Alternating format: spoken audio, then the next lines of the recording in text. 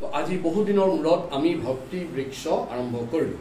আৰু এই ভক্তি বৃক্ষটো হৈছে পেৰেণ্ট ভক্তি বৃক্ষ মোৰ 8টামান ভক্তি বৃক্ষ আছে এইটো মেইন ভক্তি বৃক্ষ আৰু ইয়াৰ নাম হৈছে সবেই মনত ৰাখিবা গুণজিৎ মনত ৰাখিবা এই বৃক্ষটোৰ নাম হৈছে গৌৰাঙ্গ সুন্দৰ ভক্তি বৃক্ষ কি নাম কোনোবাই যদি কাৰোবাক সোধে বোবা হৈ থাকিলে নহ'ব তুমি ক'ত যোৱা শইকীয়া প্ৰভু শব্দটো আজিৰ পৰা কোনো যেন মোক নকয় কাৰণ গুৰু মহাৰাজে মোক শইকীয়া বুলি নামাতে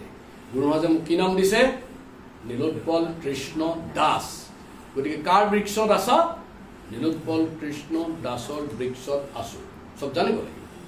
পঢ়ি আছে কটন কলেজ হেণ্ডিকত পঢ়ো বুলিলেতো নহ'ব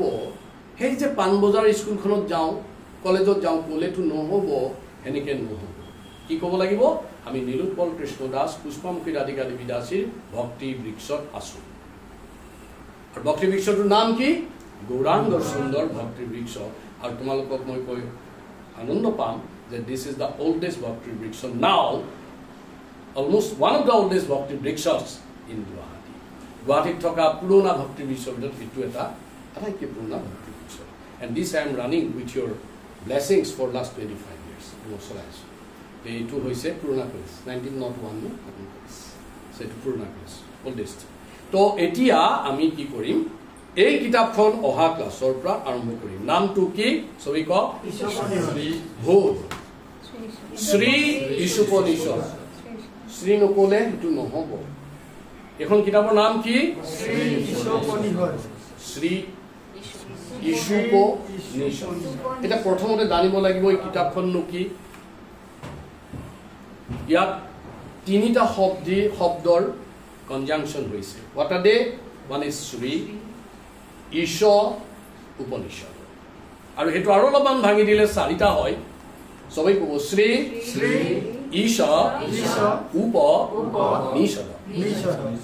তাৰে উপনিষদ শব্দটো সবেই বহুত শুনিছে ঈশোপনিষদ নুশুনিলেও উপনিষদটো বহুতে শুনিছে উপ মানে কি আমি উপশব্দটো বহুতবাৰ ব্যৱহাৰ কৰোঁ যেনেকৈ আমি কওঁ উপবাস কৰিলোঁ আমি কওঁ উপাচাৰ্যৰ তাত যাওঁ উপ মানে কি এটা সংস্কৃত শব্দ এইবিলাক কিন্তু সবেই নেক্সট ক্লাছত নোট ডাউন কৰিব আৰু আহি মই প্ৰথম এইবিলাকেই কৰিম উপ মানে কি যি ক'ব নোৱাৰে তাৰ মাৰ্কছ নীল ডাউন হ'ব ছাত্ৰটো মানে লাজ পাব চবৰে কাৰণ কোনোবাই কৈ দিব লাগিব পাৰিব নহয় সবেই মনত ৰাখিব আজি মনত অহা ক্লাছত ক'ত বহি উপ মানে কি উপ মানে এটা সংস্কৃত শব্দ মানে নিয়াৰ সমীপত উপ মানে কি নিয়াৰ সমীপত যেনে উপবাস মানে কি বসতি কৰা টু ৰিজাইড ক'ত নিয়াৰ উপবাস কৰিলে আমি কি কৰোঁ কৃষ্ণৰ সমীপত বসতি কৰোঁ তাৰ অৰ্থ এইটো নহয় কৃষ্ণৰ ফটো এখন বহাই পাৰিলে গাটো লগাই তাতে বহি থকা বোলে কাষত বহিব কৈছে নহয় প্ৰভুৱে নহয় শাৰীৰিকভাৱে নহয় কায় মন বাক্যে কায় মানে বডি সেইটো মই বুজাই দিম কেনেকৈ গাটো লগাই বহাটো নহয় মনটো মানে মনটো লগাই দি ভগৱানক মনটো দূৰত নাৰাখি ভগৱানৰ আৰু বাক্য মানে যিমানবিলাক কথা কওঁ কেৱল কৃষ্ণৰ কথা কৈ আৰু কায় মানে হ'ল শৰীৰটো দমন কৰি মানে এই উত্তেজিত শৰীৰটো খাওঁ খাওঁ যাওঁ যাওঁ চাওঁ চাওঁ দেখিলেই খাওঁ খাওঁ লাগে সেইটো বন্ধ কৰি এইটো কায় কায় মানে কি হ'ল বডি বডিটো কি কৰিব লাগিব একদম ভগৱানৰ ওচৰত ৰাখিব keep the body material body close to Krishna close to the thoughts of Krishna যিমান পাৰি ভগৱানৰ কথাত যেতিয়া মনটো লগাই থাকিব এইটো উপবাস মন লগাব শৰীৰ লগাব বাক্য লগাব মানে প্ৰজল্পন কৰিব সেই দিনটোত যিদিনা উপবাস কৰে এই তোমাৰ ঘৰত ল'ৰা ছোৱালী কেনেকুৱা চলিছে তোমাৰ ছোৱালী চুইমিঙত দিছা নেকি মোৰজনী আৰ্টত দিছোঁ নহ'ব এইটো উপবাস নহ'ব এইটো হাজাৰ নাখাই হাজাৰ বহি থাকিলে তেনেকুৱা উপবাস চাতক চৰাইও কৰে কিছুমান চৰাই আছে পানী নাখায় এনেকৈ মুখখন মেলি থাকে বৰষুণ দিলে সি মুখ পাইছে নেকি সি উপবাস কৰিছে নেকি নাই কৰা আমি উপবাস কৰিলে কেনেকৈ কৰিব লাগিব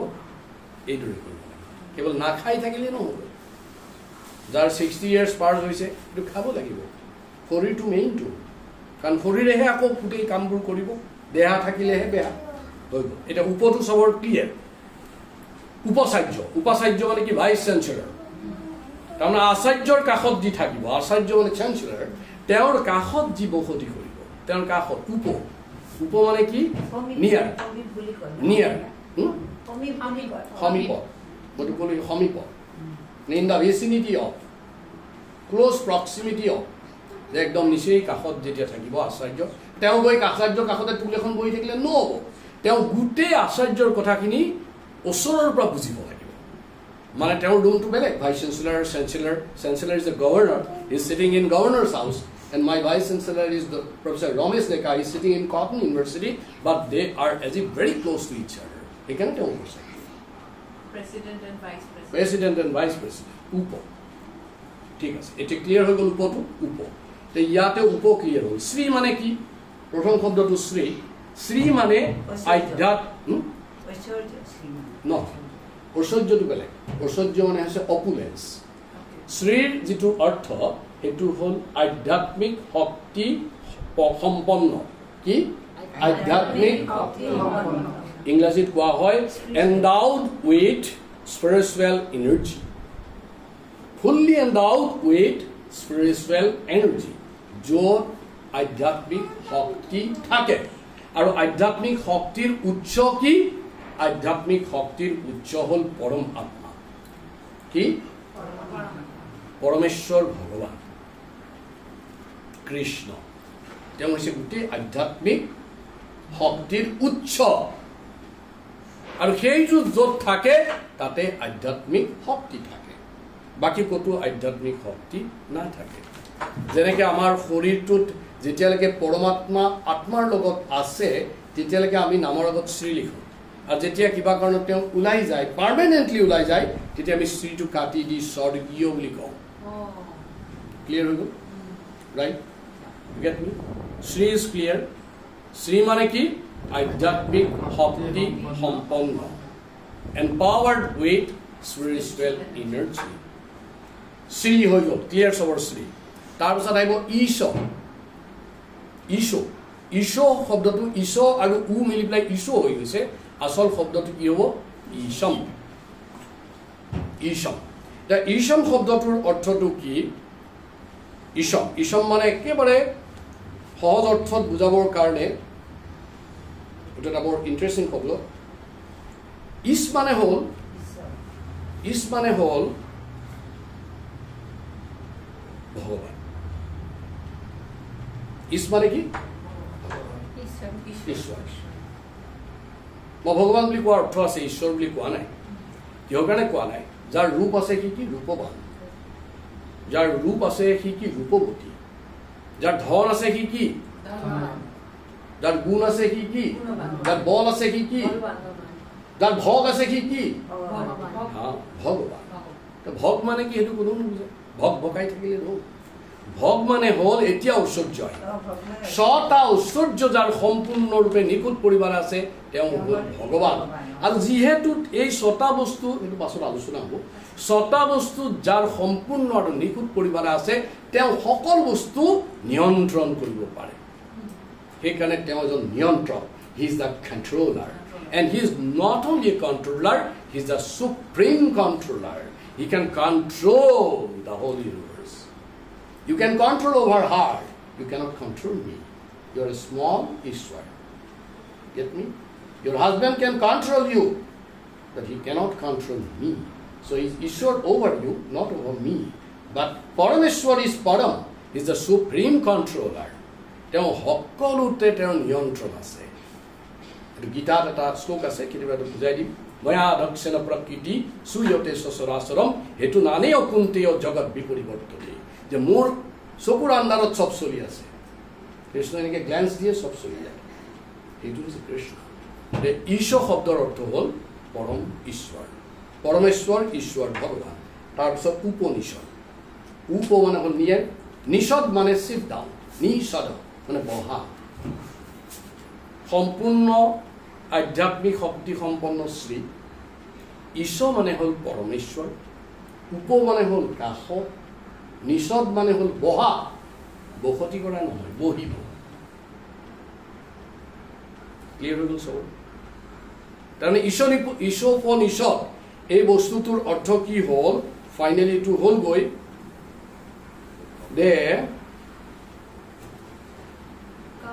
with the sitting down বহিলে ক'ত নিয়াৰ কৃষ্ণ অলপ আগতে কথা এটা কৈছিলে যে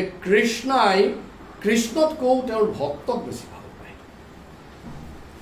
আৰু এই ভক্তবিলাকক যিজনে পৰিচালনা কৰি থাকে তেওঁৰ নাম হ'ল গুৰু আৰু গুৰুক কোনেও কিন্তু নাম দি মাতিব নাপায় তুমি তোমাৰ দেউতাক নাম দি কেতিয়াবা মাতা নেকি মাতিছা কেতিয়াবা কোনোবা আছে নেকি আৰু এনেকৈ যে নিজৰ দেউতাকক নাম দি মাতে ধৰা মোৰ দেউতাৰ নাম শ্ৰীযুত যোগেন দত্ত যোগেন এইফালে এনেকৈ মোক কয় নেকি কোৱা সাহস আছে কাৰণ নকয় কিন্তু মই দেখিছোঁ আমাৰ যিবিলাক আধ্যাত্মিকতাত নতুনকৈ আহে আমাৰ গুৰু ৰজাৰ নাম লয় ডাঙৰ অপৰাধ তেওঁৰ নাম মইতো ল'বই নোৱাৰোঁ তেওঁৰ মুখত এইটো অপৰাধ মই শুনিলে মোৰ কাণ বিষ হৈ যায় এইটো কোনো নলয় জানো তেখেতৰ নাম কি পৰম পূজ্য জয়পতাকা স্বামী গুৰু মহাৰাজ চবেই কওক কি জয়পতাকা স্বামী পুৰা ক'ব এতিয়া ক'ব পাৰিবা এইটো নাম নহয় আগত বহুত বিশেষণ লগাই দিছোঁ পৰম পূজ্য জয় পতাকা স্বামী গুৰু মহাৰাজ প্লিজ পৰম যাৰ অসমীয়াত কৈ বেয়া লাগে ইংলিছত কওক হিজ হলিনেছ জয় পতাকা স্বামী গুৰুদেৱ সেনেকৈ এতিয়া ভগৱানৰ ওচৰত বহিবৰ আগতে গুৰুৰ ওচৰত বহিব লাগিব গুৰু তিনি প্ৰকাৰ এক প্ৰকাৰ কোৱা হৈছে এক প্ৰকাৰ গুৰু হৈছে দৰ্শন গুৰু মানে যি এই ক্লাছটো যে হ'ব কাৰোবাক খবৰ দিছে এক দিক মাৰ্ক গুৰু বুলি কয় এই তুমি ধৰা লগৰ সমাজনী ওলাই তাতে এটা ক্লাছ কৰে জানো যাবিচোন so' you become guru for her দিক দৰ্শনিক গুৰু তাৰমানে তুমি দিশ দেখুৱাই দিছা you show' the torch into the path of devotional practice একো নাজানা তুমি খালি কৈছা আমুকৰ জেগাত ক্লাছ হৈ যাবিচোন এইটো যে ক'লা you become the lowest level of lowest বুলি ক'ব নাপায় you start as if acting like a guru এইটো গুৰু বুলি কোৱা হৈছে সেইকাৰণে তেনেকুৱা গুৰু চবেই হ'ব পাৰে তেওঁতো বহুত গুৰু হ'ল বহুতক খবৰ দিছে এই আমি দেওবাৰ এটা ক্লাছ হয় এই গুৰু হৈ আছে যি যি কৰিছে আৰু ছেকেণ্ডটো হৈছে শিক্ষা গুৰু যি শিক্ষা দিছে আমি যেনেকৈ এতিয়া ধৰা ক্লাছ লৈ আছোঁ আমাক কোৱা হয় কি শিক্ষা গুৰু আৰু আমি শিক্ষাগুৰুসকলে চবকে শিক্ষা দি পেলাই শিষ্য কিছুমান তৈয়াৰী কৰি সেইবিলাক কাৰ ওচৰত দি দিওঁ আমাৰ গুৰুৰ ওচৰত দি দিওঁ সেইটোক কোৱা হয় দীক্ষা গুৰু তেওঁ দীক্ষা দিব দিক্স প্ৰদৰ্শন কৰিব চকু খুলি দিব চক্ষুৰ উন্মিলিতম কৰি দিব এই তিনি প্ৰকাৰৰ গুৰু এতিয়া যে ইশুপনিষদৰ অৰ্থ হ'ল যে sitting down near Guru to receive spiritual knowledge আধ্যাত্মিক জ্ঞান পাবৰ বাবে আধ্যাত্মিক জ্ঞান পাবৰ কাৰণে পৰমেশ্বৰৰ আধ্যাত্মিক জ্ঞান পাবৰ কাৰণে গুৰুৰ ওচৰত গৈ বহি কি কৰা জ্ঞান অৰ্জন কৰা শ্ৰৱণ জ্ঞান অৰ্জন শুনিলে নহ'ব শ্ৰৱণ কৰি সেইখিনি ডাইজেশ্যন কৰিব লাগিব ইশুপনিষদ চবৰে ক্লিয়াৰ যে সেইকাৰণে এই কিতাপখন দিয়া হৈছে কাৰণ ভক্তি বৃক্ষত সেইটোৱে আমি কৰিম আচলতে মই কিবা বেলেগ এখন কিতাপ পঢ়াম বুলি ভাবিছিলোঁ পাৰফেক্ট কুৱেশ্যন পাৰফেক্ট এনচাৰ কিন্তু এওঁ মোক ক'লে যে নহয় ইশুপনিষদ ইজ দ্য বেষ্ট বুক পাছত মই ভাবিলোঁ ইয়েছ ইটছ গুড বুক কাৰণ ভক্তি বৃক্ষৰ গোটেই থিমটো হৈছে এইটো the sit down near a guru for your case I am shiksha guru গতিকে শিক্ষাগুৰুৰ ওচৰত আমি শিক্ষাগুৰু আমাৰ ওচৰত আহি বহা মানে এনেকৈ মই কোৱা নাই যে মই ওপৰত বহিছোঁ তুমি তলত বহিছা মই কেতিয়াবা তলত বহিম তুমি ওপৰত বহিবা ভৰি বেয়া থাকিলে সেইটো বহা এইটো ফিজিকেল লিটাৰ মিনিং কিন্তু বহা মানে হৈছে তোমাৰ মন প্ৰাণ আৰু শৰীৰটো দি কায় মন বৈক্যে গৈ পেলাই ওচৰ চপা আৰু কি কৰা টু ৰিচিভ কিহৰ কাৰণে বহি থাকিম খাবৰ কাৰণে গান শুনিম to receive spiritual knowledge. That is the meaning of Ishupanishad. এতিয়া আৰু দুটা কথা কৈ সামৰি দিওঁ প্ৰসাদ আহিছেনে বাবা আহিছে আহি পেলাই আৰু আমাৰ এইটো বন্ধ হৈ যাব এতিয়া হ'ল কি উপনিষদ সকলোৱে জানে কেইখন আছে এনিবডি কেইখন জানা নো আইডিয়া সে ইয়েছ অৰ নো আইডিয়া তোমাৰ জানা এই যে এইখানে আহিব লাগিব কেইখন হাউ মেনি উপনিষদ নাই নাজানো ঠিক গুড আজিৰ পৰা জানি থবা মাতাজী একদম ক্লিয়াৰ কৈছে 108খন কেইখন 108 লিলি মাতাজী কি পাৰিছে পাৰিলে জয়জ্ঞান দিব লাগে আৰু নোৱাৰিলে কি ক'ম পৰাজয় আচ্ছা যি নহয় 108খন উপনিষদ এই 108খন উপনিষদৰ ভিতৰত আটাইতকৈ যিখন পুৰণা উপনিষদ যিখন সবচে পুৰণা which is called the Canon of 108 Upanishad, the